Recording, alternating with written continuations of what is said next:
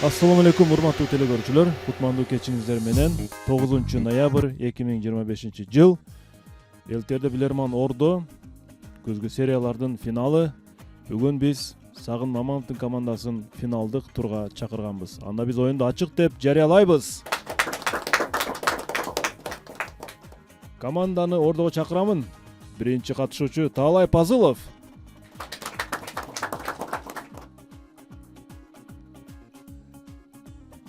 Кийинки катышуучубуз Жавахир Суфиев.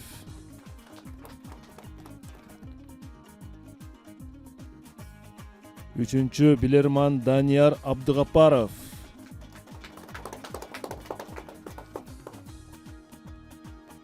Төртүнчү катышуучубуз Тимур Элдияр уулу.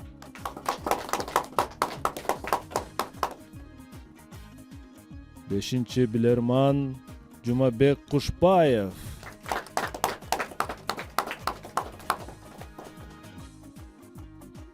Жана команданын капитаны Сагынбек Маманов.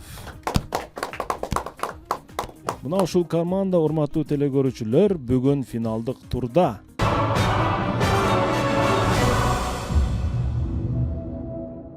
Так, анда эмесе урматтуу Сагын мырза, дагы бир жолу кош келипсиздер. Мына ушинтип күзгү сериялардын дагы биз финалын чыгарып атабыз. Мындан кийинки аралыктарда, декабрь айына чейинки эфирлерде биз дагы жаңы командаларды кабыл алабыз. Манай жакшыбы Сагын мырза? Урматтуу алып баруучу, Манай аябай сонун. Кудай насип этип мына бүгүн биз финалга келдик. Телекөрүүчүлөргө айрыкча Билерман клубу үчүн өзгөчө оюн курабыз деген ниеттебиз. Мыкты курам, мыкты оюнчулар биздин командабыз, жакшы оюн көрсөтөт деген ишеничтебиз. Телекөрүүчүлөргө өзүбүздүн командага дагы ийгиликтер каалайбыз. Рахмат чоң. Чоң рахмат. Анда эмесе биз телекөрүүчүлөр тараптан келген суроолорду оюнга коюп баштайбыз. Урматтуу телекөрүүчүлөр, демек биз сиздерден келген суроолорду кабыл алып уланта беребиз. Мына ушул суроолор, урматтуу телекөрүүчүлөр, сиздер тараптан келген, дагы да болсо суроолорубуз аябай көп. Биздин башкы өнөктөшүбүз, урматтуу телекөрүүчүлөр жана билермандар, адаттагыдай эле Барболго биз ыраазычылык билдиребиз. Адалтаттуу дайыма жаңы гана продукциялар менен бизди кубандырып келет. Дагы бир өнөктөшүбүз бул Таев костюмс. Таев костюмс сиздерге жана телекөрүүчүлөргө ийгиликтерди каалайт. Мына биздин даректерибиз экрандан көрүп алыңыздар. Кимде ким суроо жөнөтүүнү кааласа, мына ушул даректерге жөнөтүңүздөр. Бүгүнкү күндө албетте социалдык тармактар аркылуу суроо жөнөтүү бир топ жеңил. Ошон үчүн Билерман астын кызыкча Ордо биздин Инстаграмдагы расмий баракчабыз, Билерман _тв @mail _ биздин электрондук дарегибиз жана Билерман Ордо Фейсбуктагы баракчабыз бар. YouTube порталында биздин оюндарды көрсөңүздөр болот. Ал эми катары Ош шаары, Алымбек Датка көчөсү 330 тарегине Билерман Ордого деп жөнөтсөңүздөр болот. Эсеп 0-0. Биринчи раундга старт беребиз. Раунд бүгүн кандай оюн болмокчу? Команда жогорку лигадагы команда. Блиц раунд келе тура болсо бир Билерман Ордодо калат. Аны дагы айта кетели. Команда даяр болуш керек ага.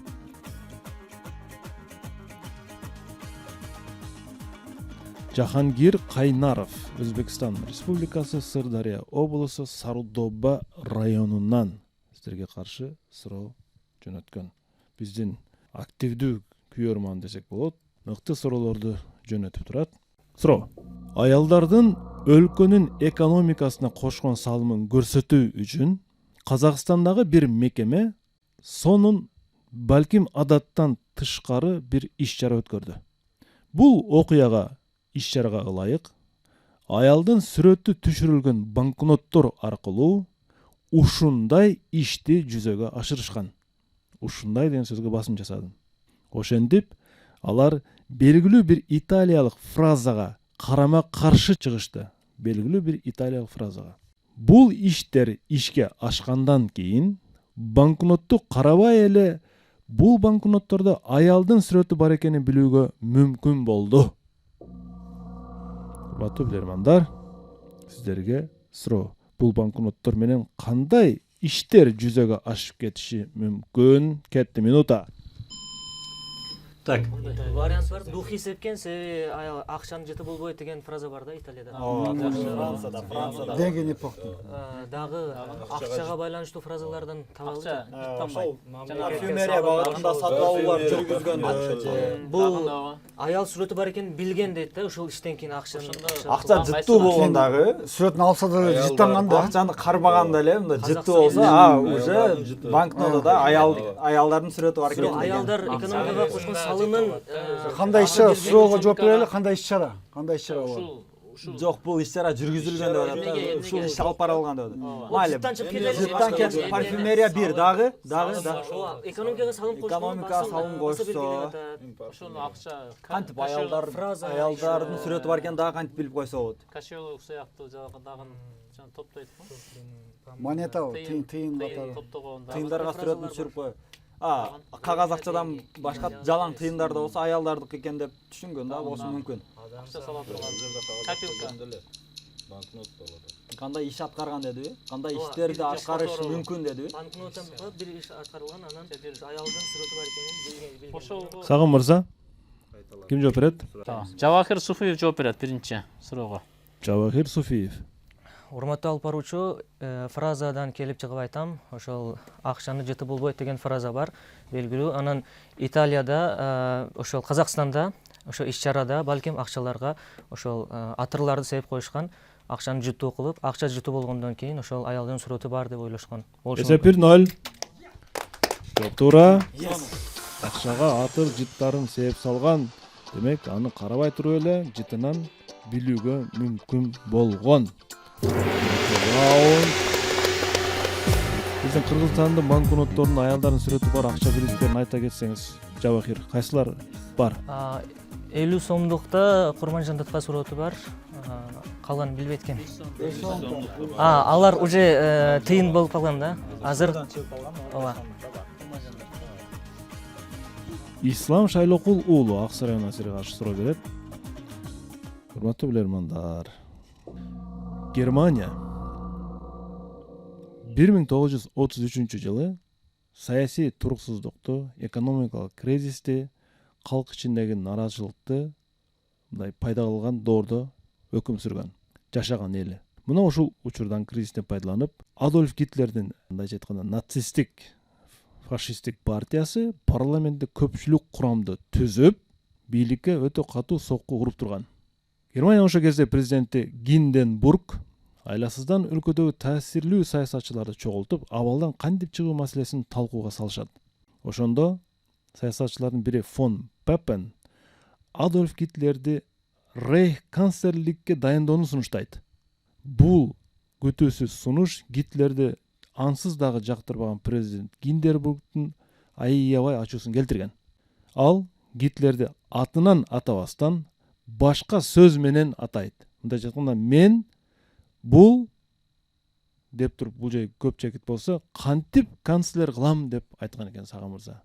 Сиздер ошол көп чекиттин ордуна кайсы сөздү колдонгон болушу мүмкүн? Минута кетти. Вариант бар, ит болушу мүмкүн же карышкы болушу мүмкүн. Гитлердин котормосу ошол Адольфтун котормосу карышкы ит деген мындай, мен бул кантип канцлер бул жырткычты дегендир балким көптүк кылып туруп. Дагы башка вариант, дагы башка вариант. Айбан деген мааниде. Дагы башка вариант. Негизи эле жалпы ошол айбан. Гитлердин кандай критикалар болгон, ошо эстеп көрөлү, кандай өзүндө дегендей да. 33-жыл болсо жаштан экен. жашыраак болгон, Карызлыгында Паркинсон болгон да уже. Бирок ат түшпөйт да, жыл түшпөйт. Жылдар түшпөйт акыр. Дагы кандай варианттар бар? Одон чыгып кетели да. Жеке айбан. Фашистти, бул Ал элементарный айбан. немис тилинде фашист деп айтабы. Дагы эми улут Фашизм орусча сөз болгон. Фоторманда мындай жин ачуусуна тие турган. Так, дагы эмне? Чаплин деш мүмкүн, канцлерликке барсакчы туура келбей. Чаплин деш мүмкүн, күлкүлүү болуп. Мындай мазактооч. Жырткыч деген туура келет. Ал бөрүндө сана мактагандай болуп калды. Жаш көрүү деген, жаш көрүү. Бул итти кантип Ал доордо деле Чаплин болгондо, Чаплин деп коюш. Бөрү да козормос бирок. Сагын мырза, Жумабек мырза жооп берет. Жумабек Кушбаев. Алып баруучу, биз ошол Адольф Гитлердин ошол Адольф деген атынан келип чыгып, негизи Адольф бизче ошол карышкыр бөрү деген маани билдирет дагы. Ошол бул жырткычты деген окшойт. Бул жырткычты, бул бөрүнү кантип мен канцлерликке дайындай алам деген окшойт. Жооп кабыл алынат. Эгер 33-жыл назарга туткан болсок, жырткычтыгын айлы көрсөтө элек болгон болот негизинен. Бирок анын амбициялары ошого багыт берген кайсы бир деңгээлде. Мен эми кошумча мындай комментарий катары айтып атам. Туура жооп. Гиндербург мен ал ефрейторду кантип канцлер кылам деген. Ефрейтор. Бул Гитлердин аскердик намы болгон да. Элестетсеңиздер, мисалы үчүн кадимки эле катардагы жоокерди кантип армиянын башчысы кылам деген сөзгө барабар болуп атат. Ошондо бир какшык сөз менен Гиндербург мен бул ефрейторду канцлер кызматына кантип дайындайм. Бирок айла жок, кол койгон мажбур болгон Гинденбург канцлер кылууга. Эсеп 1-1.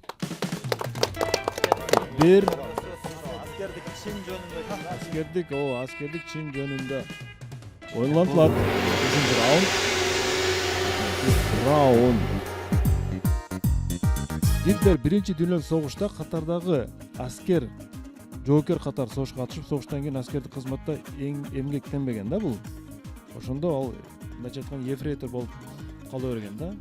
Ефрейтордон канцлерликке дароо көтөрүлгөн булчу.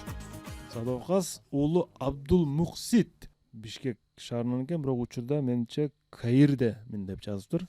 Сиздер бир унаанын дөңгөлөгүн көрүп турасыздар. Эми сиздерге мен суроо бергим келип турат да.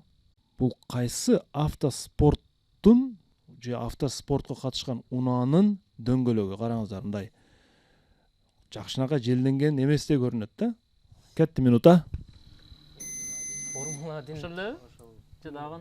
Неге формула 1? Формула 1 Ал бирок өтө жана болчу. Спортко катышкан так кайсы машина? Жок, жумшак болуп турат. Формула 1 катты эле. башка спорттор бар. Жумшак, значит, биз тебилип атканда жумшак болуш керек да.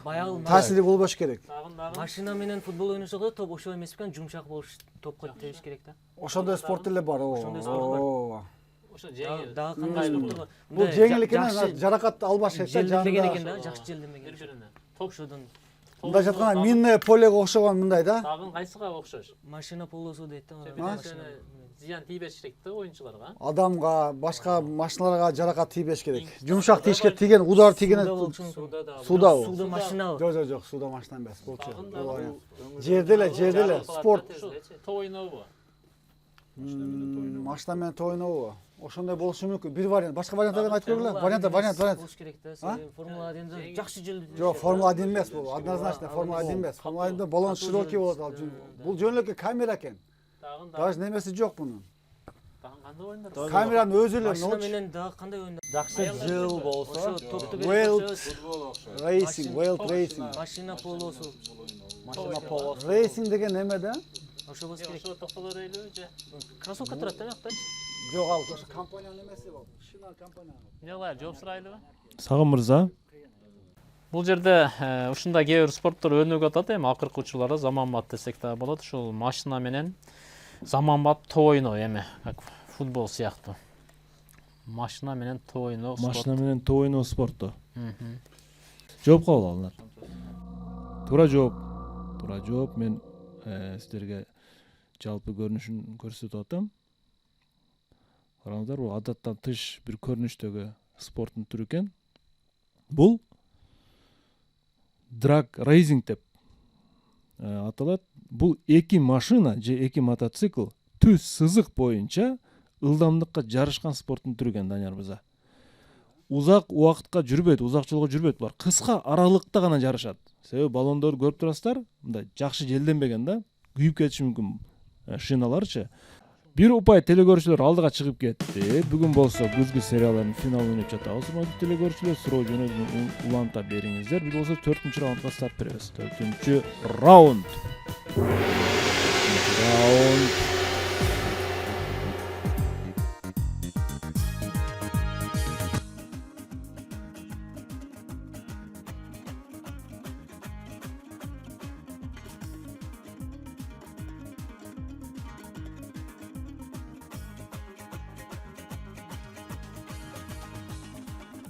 Kostya Gerasimenko Чувашия республикасынан сіздерге қаршы суроо жөнөткөн.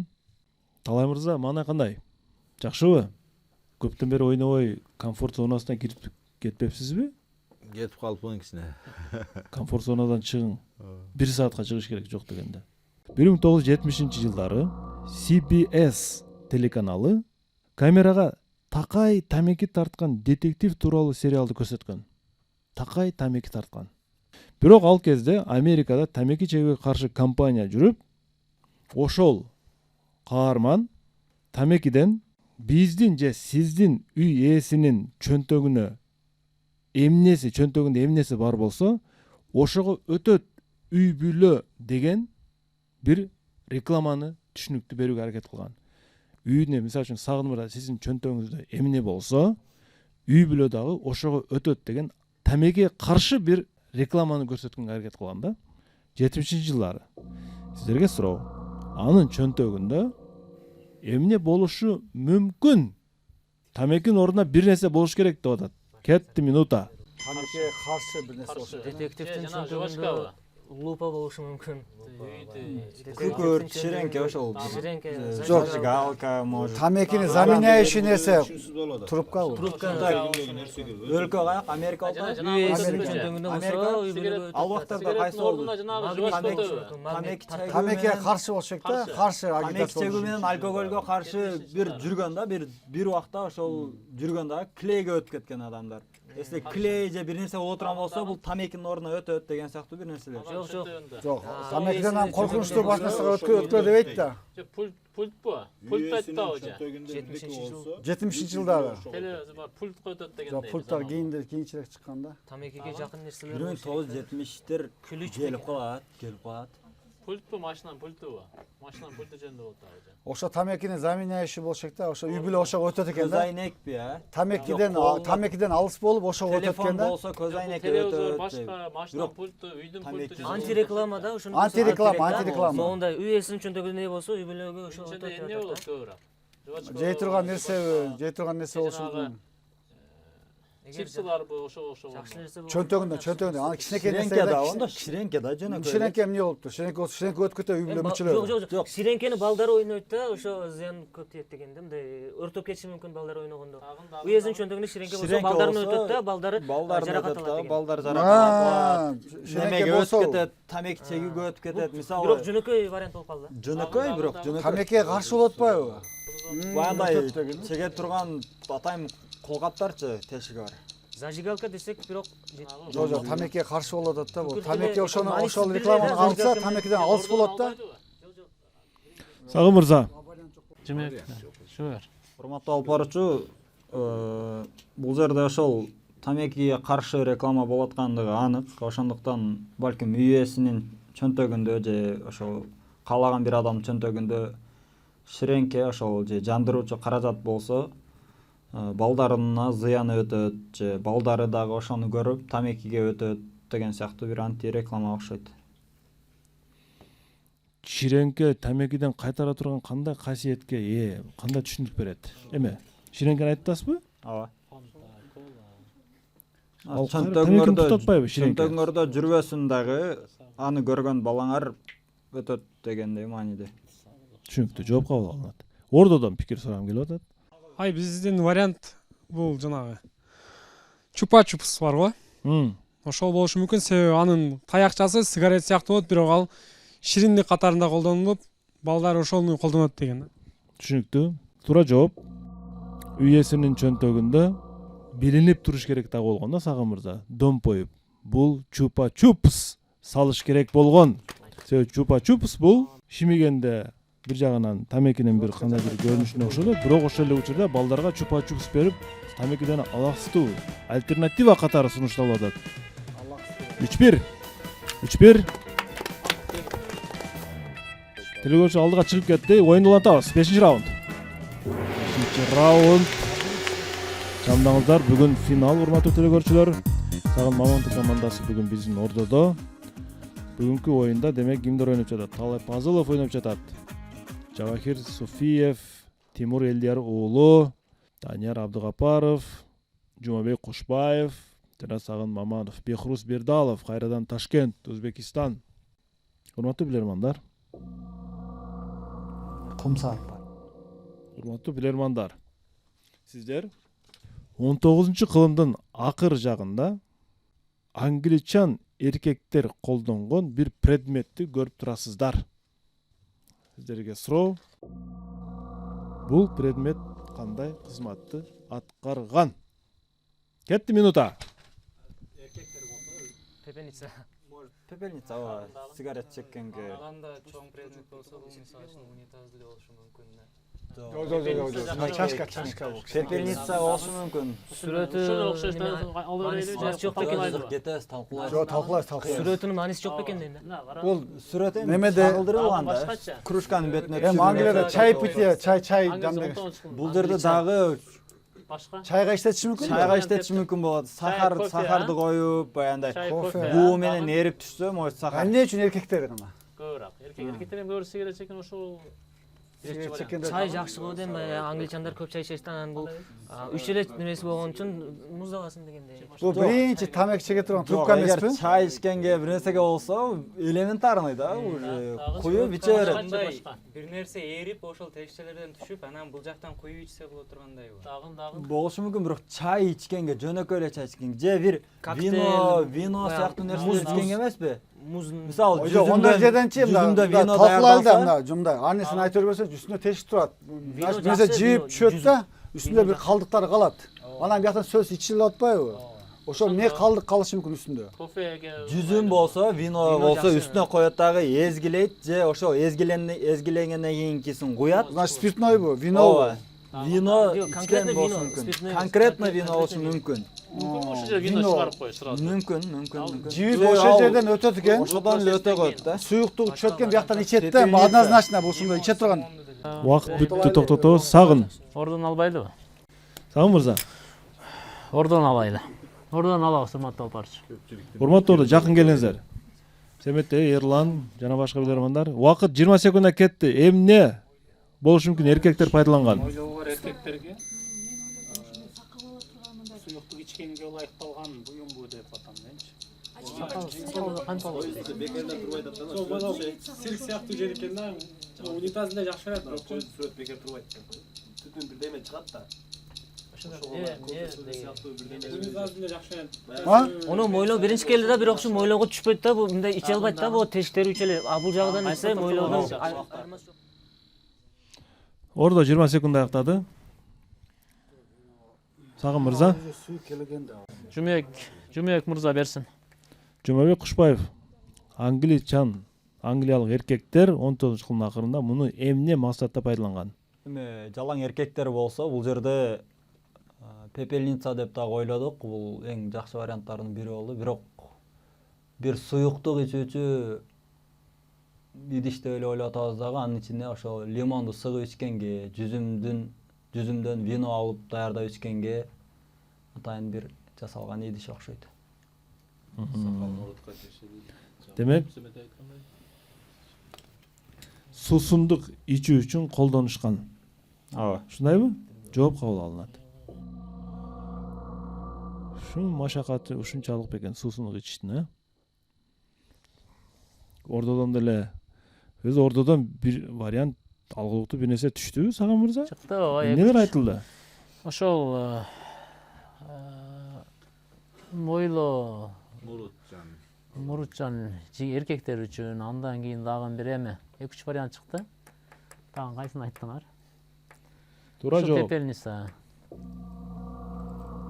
Бул эркектердин сакал мурутун алуу үчүн колдонулган кадимки идиш. 4-1. 4-1 урматтуу билермандар. 4-1. Чамдаңыздар, Сагын мырза, чамдаңыздар. 6-чы раунд. 6-чы раунд.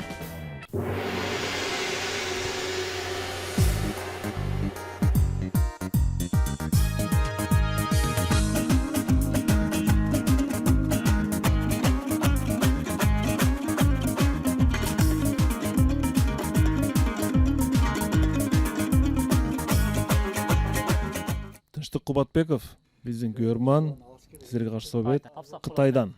Сіздерге Тыныштық мырза бір сүрөттүү суроону жөнөттүр. Дарбыз жеп атабы булар Сагын мырза? Дарбыз жеп атышат же. Не жеп атат? Мен бир Дарбыз.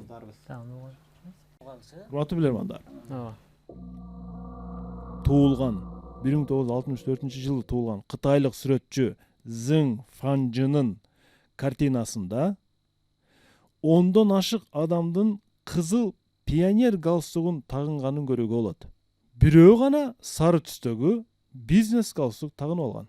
Сүрөтчү бул картинаны белгилүү сөз айкашы менен атаган. Сиздер анын аталышын таап бериңиздер. Кетти минута. 10талыктардан болсо 10 та негир баласы деген бар да. Дагын. Негир баласы. Дагын. 11 та болсо айларга түшпөйт экен. 13 та болуп атат да, 12 ай. 12 ай бир жинагы. 13 та болуп атат го бул жакта. 12 ай бир күн деген, 12 ай. Бирөө саткын болот ау. Дагын. Неме кошулбай атат да, 13-чүсү кошулбай атат да. Мафия ойуну бар азыркы, билесиңерби? Ошого окшош нерсе эмеспи? Фраза менен белгиледи. Белгилүү фраза дейт, 13кө байланыштуу. 12-13 эмне бар? 13 ойун бар. Дагын бир жылда.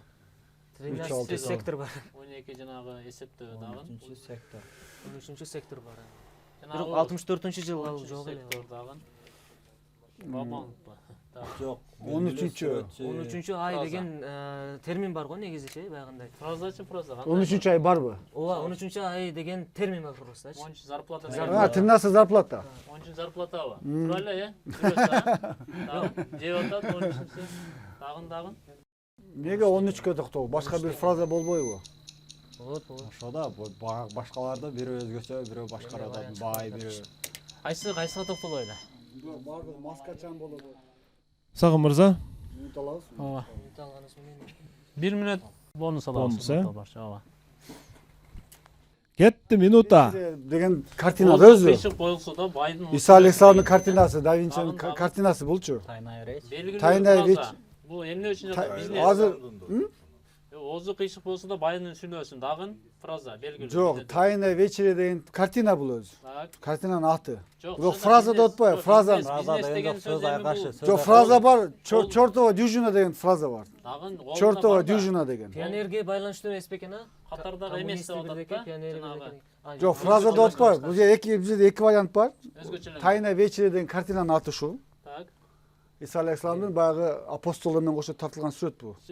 Жанагы өзгөчөлөргө сары түстөгө берели. Бизде мисалы үчүн 13'te алып салса дюжина болот да, 12 болот. Чортова дюжина деген неме бар да. Санда өзгөчөлүк жок дейт. Шайтандын 12 немеси деген саны деген сөз бар да. Ошо сөз болушу мүмкүн. Чортова дюжина деген. бул бизнес болуп атпайбы? Бизде болсо озу кыйшык болсо байдын Социал теңсиздик берде жок, социал теңсиздик. Ошол Тайна вечерени бул туурап тарткан. Да Винчинин картинасы да бул. Бизнес жанагыдагыны өзгөчө чачып жеп атат да отурат го. Ал байкап отурат кандай мындай. Бул картинанын аты ошол, негизи ошол. Картинанын атын айтсак ошол болот. Картинанын атын айтайлыбы? Же фразаны айтайлыбы? Жок, ошо фразаңызды айтып бериң, чортова. Чортова дюжина. Сагын мырза. Данияр мырза жооп берет, урматтуу албарчы. Данияр Абдыкапаров. Эгер фразаны айттыңыз десе, чортова дюжина болот да. Так бул картинанын аты Тайна вечере болот да, бул картинанын аты. Эгер фразаны айттыңыздар десе, чортова дюжина болот да. Жоопту кабыл алдым. Акыркы кечеси ошо тамактанганда апостолдор менен кошо тамактанган сүрөтү да бул. Менимче Да Винчинин картинасы. Түшүнүктүү. Ошону туураган бул. Туура жооп. Картина чындыгында эле Леонардо да Винчинин Тайная вечеря деген картинасынын аллюзия катары алынган да. Данияр мырза. Бул кытайлык сүрөтчү бул көрүнүшкө акыркы кечки тамак деп ат коюптур. Себеби түшүндүрмөсүн айтып атат. Кызыл пионер галстугун тагынгандар булар коммунисттер болсо дейт. Ал эми сары бизнес галстук тагынган бул капиталист дейт. Мындайча айтканда акыркы кечки тамагын жешкен депчи. Картина өзү Да Винчинин Тайная вечеря деген картинасынын аллюзия катары алынган деп жазыптыр. Эми жоопто Да Винчинин «Тайная вечеря» деген сөзү бар телекөрүүчүнүн жообунда. Бул сөз дагы бар, Данияр мырза айткан. Аталышы акыркы кечки тамак. Сиз айтасыз «Чертова дюжина» депчи. Кызыктай абал да, Семетей мырза. Сиз кандай дейсиз бул жоопко?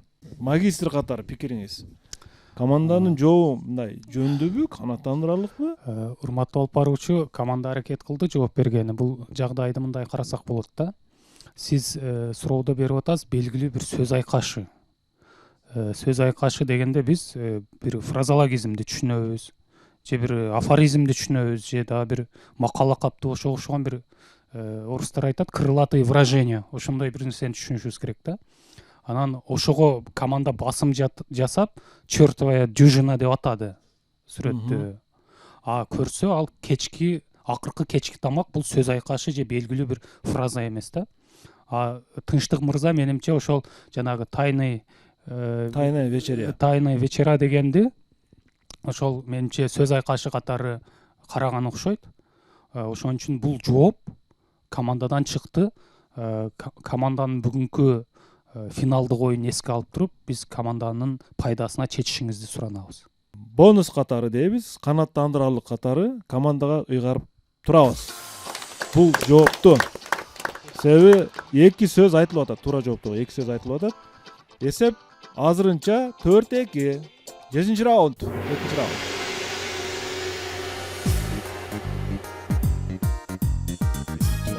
Коммунисттер деп айтат элек да. Эмнеге салыштырды дегенде суроону ошону салыштырат элек.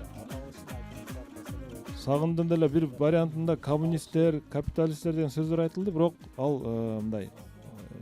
Бул сүрөттө эмнеге салыштырды дегенде суроону биз неме кылат элек? Ким суроосу келди? Арука Эргешева, Сузак районунан сизге каршы суроо берет. Суроону окуйм. Куросава бул инсан тууралуу мен ага чейин бир нече фильмден көргөм. Актер укмуш чабандес болчу. Ал ээрде биз отургуча отургандай эле отурат экен. Ал ээрде биз отургучта отургандай эле отурат экен деп атат. Чапчаңдыгын айтып атат. Эгер ага самурайлардын сооттолгон кийимин кийгизип, колуна кылычын берсек, андан самурайлардын мыкты башчысы чыкмак. Белгилүү япон актеру Тосиро Мифуна менен мушташтырып, бир фильмде тартсак өтө кызыктуу болмок дептир. Урматтуу билөрмандар, Куросава ким жөнүндө айтып жатат? Кетти минута. Жок. Куросава ал өлүп калган да. Шварценеггер чыкканча өлүп калган да. Чокмор. Чокмор таткан чокмор. Урматтуу алып баруучу. Угатам сага мырза. Токтой берели. Урматтуу алып баруучу, бул Сүймөнкул Чокморов.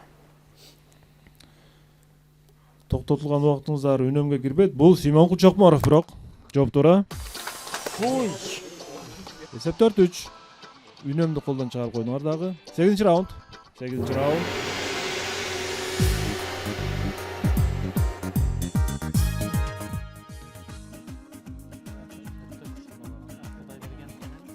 Сүймөнкул Чокморовдун чыгармачылыгын аябай баалаган актер, режиссер болгон да бул. Тыныбек Алмазбек уулу Лейлек районунан силерге каршы суроо берет. Кыргызстан конституциясы жөнүндө экен. Макул, эми мыйзамды билип алсак дагы жаман эмес. Көрөбүз, бирок сиздер канчалык билесиздер. Кыргыз Республикасында конституция кабыл алынгандан тартып, мыйзамдар өзгөлтүксүз иштеп келе жатат. Заман талабына жараша айрым мыйзамдарга өзгөртүүлөр жана толуктоолор, тиешелүү токтомдор же буйруктар аркылуу киргизилип турат.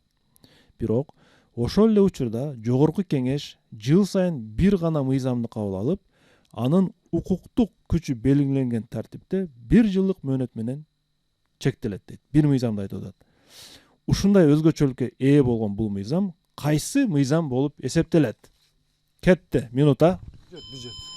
1 жылдык бюджет. Бюджет 1 жылдык. Ошо токтойду дагы. Бюджет кабыл алат да. 1 жылдык. Так, туура. Бул өзгөлтүксүз болот да бюджет. Бир эле жыл болот. Сөзсүз бекитилет, сөзсүз. Бюджетке лайык өткөтүлөт. иш-чаралар болот да. Бюджетке лайык. Кайсыга токтолуп бюджет. Угатам сага мырза. Токтой берели. Талай пазыл жооп берет, урматтуу алып баруучу. Талай мырза. Урматтуу алып баруучу, команда менен келишип 1 жылдык бюджет деп чечтик. 1 жылдык бюджетти кабыл алат. Кайсыл иштер болот, кайсыл иштерди кылабыз. Ошол боюнча программа менен. Эсеп 4-4. Бул республикалык бюджет 1 жылда 1 жолу кандай мыйзам өзгөрүлсө дагы бул сөзсүз түрдө кабыл алынат. Теңдешүү. 9 раунд. 9 раунд. 9 раунд. Команда өйдө карай өрүлүп баштады.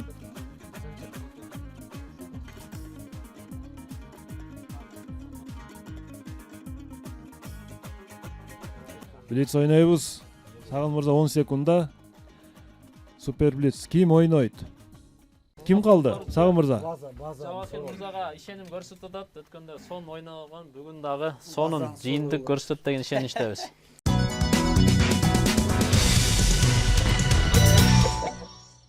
Жавахир мырза, угуп атам. маанайыңыз жакшыбы? Жакшы, ооба. Даярсызбы? Даярмын. Ар бир суроого 20 секундадан убакыт берилет. Үчөөнү тапканыңызда упай аласыз. Кетти биринчи суроо. Александр Герасименко, Новочебоксарск. Баарыбызга белгилүү болгондой, цирктеги манеждин аянтынын өлчөмү, бүгүнкү күндө артисттер, циркачлар чыгып жүргөн аянтынын өлчөмү дүйнө жүзү боюнча бир стандартта, жалпында айтканда 13 метрди түзөт. Же европалык тил менен айтканда 42 фут. Бул 19-кылымда эле мындай талап пайда болгон и ушул күнгө чейин өзгөрүлбөй келатат бул стандарт. 13 метр манеж тегереги. Бул циркте колдонулган бир жаныбарга байланыштуу же ошол жаныбардын стандартын эске алып, ушундай өзгөртүүсүз калып кетет экен. Циркте колдонулуучу бир жаныбар. Негизи жаныбарлар көп колдонулат циркте. Бирок негизинен ушул жаныбарга басым жасалган экен да. Сизге суроо. Кайсы жаныбардын кыймыл аракетинен же ошого ырастап мындай стандартты кабыл алышкан? Кетти 20 секунда. 13 метр болсо. 13 метр болсо, жаныбар кыймыл аракет. Аю экен, жок, аю. Аяк түшпөйт.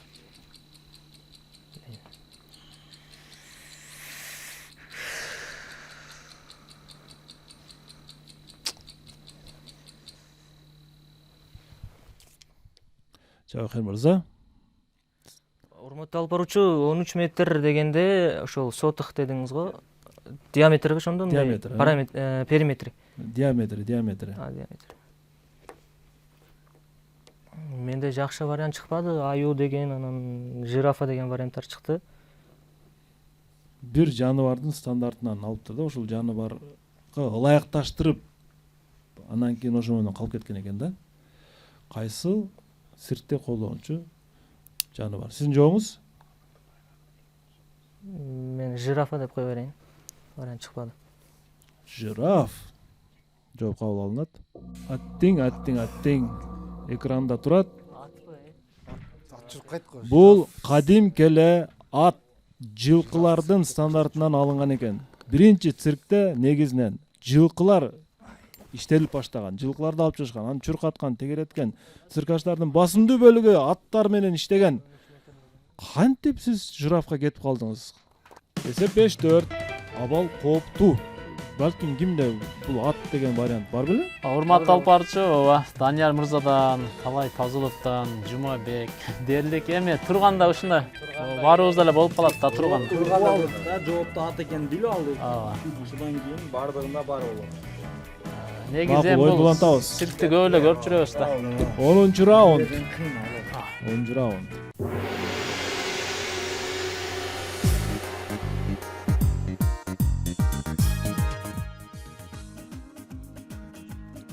Жавахир. Ай Жавахир. Азыркы суроолор. Мени угуп атасызбы? Угуп атам. Сизде ат деген вариант бар беле оюңузда? Дерлик бардык жаныбар ошо цирктегилер бар эле, бирок мен башкача логика менен кетип калдым да. Жатып алат жираф дегенде 13 метр десе. Так мындай Жатып жок. так метр айтылды да бул жактачы. Жирафтын жатып турушу өзү 2 мүнөт өтүп кетсе керек. Айпери Жаныбекова Кара Балта шаарынан силерге каршы суроо берет. Аюу десеңиз бир аз логика жакыныраак боло эле деп турам мен кайрачы. Жираф ото жакшы эмес вариант болуп калды. Ой, мындай бийик ойлонуп экенсиз, сиз жагы бийик ойлонуп жирафты айтып едиңиз окшойт. Айпери Жаныбекова же эсеп 5 болот. Же 6-4 болот. Урматтуу билермандар. 1983 жылы апрель айында Американын CBS, мына бул жерде CBS телеканалы чыгып атат. CBS телеканалына интервью берип жаткан Юрий Борисович Левитан мынтип айткан экен. Менин жашоом 3 доорго бөлүнөт. Левитанды сиз билесиз да, Данияр мырза? Менин жашоом 3 доорго бөлүнөт. Биринчи доорумда мен адам катары жашадым. Экинчи доорумда үн катары жашадым. Үн, голос. Үчүнчү доорумду көпчекит бар экен. Жашап жаткан учурум деп айтыптыр. Көпчекит жашап жаткан учурум. Улап кетип атат бул жакта сүйлөмдө. Сиздерге суроо.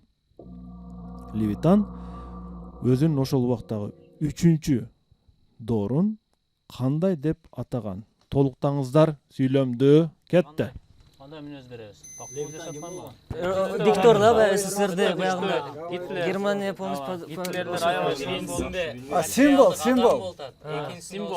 Немене символ, жеңиштин символу. Жеңиш символу жашап жатам. Туура, жеңиш символу. Бактылуу жеңиш. герой эмеспи баягындай бардык Герой болгон итак эле, герой болгон. Ооба, ал жанагы ошондой катары жашап атам дейт. Жок, герой. Азыр биринчи адам катары, экинчи үн катары. Жеңиш катары жеңиште ошо айтканда биринчи бардык адамга мындай кубанычап келген да. И адамдарга как будто ошону айттым да, бактылуу десек десек ошол жерде эле тааныйбыз да, биз дагычы. Бактылуу Маселе дагы дегенде азыр ошол жерде болушу мүмкүн да. жок, Левитанды бактылуу баары эмес, кантип бактылуу тааныйт, эмес, мындай бактылуу эле герой катары тааныйт да. Ооба. Анан Ошонун үчүнчүсү бактылуу формулировка жеңиш. кылсак кандай болот? Жок, биринчи адам катары уже таанылган экен. Адам катары жашаган экен. Ооба, үн катары. Кийин үн катары жашаган экен согуш маалында. Үчүнчү жөнүндө- 45-жылдан кийин уже башкача өмүр сүргөн да бул. Баатыр деген жакшы. Легенда, Жок, легенда. батыр жай. Легенда. Уламыш. Легенда катар жашап. Жеңиш катары жашап. жеңиш символу Баатыр болушу катары керек. жашап. Бактылуу Дагы. Легенда, легенда. жеңиштин символу да. Тирүү легенда да. Тирүү легенда болуп атпайбы? Тирүү легенда. Живая легенда. Сагын мырза. Ким жооп берет? Урматтуу алып баруучу. Батыр эмес, батыр эмес, однозначно. Сагын мырза. Урматтуу алып баруучу, билесиздер, мына жараланган жүрөк повести бар, Алы Токонбаев жазган. Ошол жерде сурайт Бектурган карыядан, сиз канча жаштасыз дейт, өзү 65тен жогору болот, жашы мындай. Пайгамбар жашында, ошондо айтат, ар дайым 20-23 жашта жаш жигитмин дейт да. Эмне үчүн десе, себеби улуу октябрь революциядан кийинки жашоосун бул аябай мындай бактылуу жашоону алып келген деп сүйүнүп жашайт да. Ошол сыңары Левитан жөнүндө көптөгөн өзгөчө маалыматтарыбыз бар. Эми бул жерде негизги жообубуз Левитан бул албетте мына жеңишке жетелеген, үмүт берген, идеология берген, элге дух берген, өзгөчө мындай түрткүлөгөн инсандардын бири оратор, чечен. Ошондуктан бул акыркы 3-чү доордогу жашоосу жеңиштин символу, бактылуу тирүү легенда катары жашап жатам деп сөзүн айткан. Жооп кабыл, туура жооп. Левитан. Гитлер советтик армиядан эмес, ушудан корккон өзүчү, Данияр. Ушунун башын таап келген адамга мен паланча миллион берем деп да убада кылган жайы бар. Эми туура жоопко келе турган болсок, биринчисинде мен адам катары жашадым деп атат. Экинчисинде үн катары жашадым дейт. Үндөн кийин эмне калат? Сагын мырза. Үндөн кийин жаңырык калат. Эхо калат, урматтуулар. Жаңырык. Үндүн жаңырыгы мен бүгүнкү доордо ушул үнүмдүн жаңырыгы менен жашап келатам дептир. Көрдүңүздөрбү? Эхо, жаңырык мени ушул күнгө жашатып келатат дептир. Тилекке каршы урматтуу команда, урматтуу билермандар, финалдык оюнда команда 6-4 эсебинде 2 упай айырман жеңилип калды. Бул чоң трагедия эмес командага. Бизде жеңүү, бизде жеңилүү, бул билермандардын мыйзам ченемдүү көрүнүш. Команданын оюнуна бир кол чаап коебуз.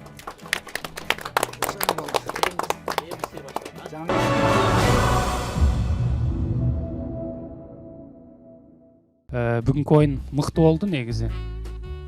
Суроолордо эми айрым суроолордо мындай сиз которгондо балким мындай кээде түшүнбөй калган сыдым мен дагы. Бирок негизи жакшы телекөрүүчүлөргө ыраазычылык билдиребиз. Ал эми бүгүнкү оюнда мен мыкты суроо деп ошол жанагы сакал алгыч туурасында берилген суроону тандайм. Ал эми берди алымсыз суроосу болчу. ооба. Ал эми мыкты билерман катары мен Сагым мырзаны көрсөтөм. Анткени капитан катары аябай аракет кылды. Туура жоопторду да чыгып, туура жообун деле айтты. Калган кийинки оюндарына ийгиликтерди каалайм. Рахмат. Албетте ар бир адамдын орду бар. Буга чейинки мыкты оюнчуларыбыз аябай көп бизде. Анан себептүү эми бизде сөз бар. Ойлогон ойду кыстаган турмуш жеңеттейт. Мыкты кадрларыбыз айрыкча тилекке каршы мигрант болуп кетип жатканы биз үчүн өкүнүчтүү. Мээлердин агышы деп коебуз, интеллектуалдар, аларга биз моралдык, материалдык негиз колдоо көрсөтсөк, коомубуз, Кыргызстаныбыз өнүгөт да. Ушул нерсени да мен басым жасап кетким келет. Эң күчтүү балдар, кыздарыбыз, күчтүү айдистерибиз чет өлкө тилекке каршы кетип жатат, бир айрым шарттар менен. Ошондуктан ошондой инсандардын бири команда орду бар Алишер Инебес биздин мыкты оюнчубуз да бүгүн себептүү келе албай калды. Бирок буюрса келечекте биз менен жакшы оюн көрсөтөт. Мен ушул мыкты оюнчу болуп жүргөн Талай Пазыловго ыраазычылык билдирем. Эң алыстан келип иштерин таштап атайын оор учурда келип берди. Ой пикирин айтып, жакшы варианттарын айтып, Жабахир дагы аракет кылды. Эми кээде өткөн оюнда өтө сонун көрсөткөн, бүгүн Супербилисте ута албай калса дагы бул мыкты оюнчулардын бири Данияр мырзага жакшылык болсун. Анан жакшы суроолордон биздин албетте Левитан сыяктуу тарыхта жеңишке алып келген инсандарды билип жүрөлү. Жана биз ушул инсан тууралуу суроону мыкты деп балайбыз. Баарыңызга ыраазычылык билдиребиз. Рахмат. Рахмат. Бул демек суроо ээси Айпери Жаныбекова болчу, Кара Балта шаарынан Левитан тууралуу суроону команда мыкты деп тапты. Биз телекөрүүчүнү куттуктайбыз мыкты суроо ээси болгондугу менен жана дагы мыкты суроолор күтүп кала бермекчибиз. Анда эмесе биз оюндун акырын албетте шириндиктер менен жыйынтайбыз. Барбоздун шириндиктери студияга. Анда эмесе урматтуу телекөрүүчүлөр, биздин оюн ушуну менен жыйынталат. Билеги күчтүү бирди жыгат, билими күчтүү миңди жыгат. Көрүшкөнчө аман болуңуздар. Ассалому алейкум.